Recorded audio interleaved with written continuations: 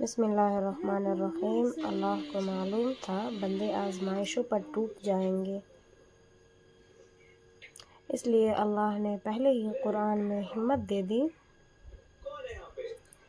وَلَا تَهِنُوا وَلَا تَحْزَنُوا، اور تم ہمت نہ ہارو اور غمگین نہ ہو، إِنَّ مَعَ الْعُسْرِ يُسْرًا،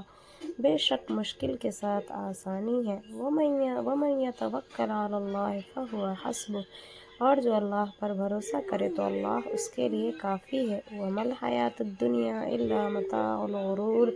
اور دنیا کی زندگی تو صرف دھوکے کا سامان ہے، لَا يُكَلِّفُ اللَّهُ نَفْسًا إِلَّا وُسْعَهَا، اللہ کسی جان کو اس کی طاقت سے زیادہ تکلیف نہیں دیتا، وَلَلْآخِرَةُ خَيْرٌ لَكَ مِنَ الْأُولَىٰ، بے شک آنے والے لمحات گزرے ہوئے لمحات سے بہتر ہوں گے، وَلَسَوْفَ يُعْطِيكَ رَبُّكَ فَتَرْضَىٰ،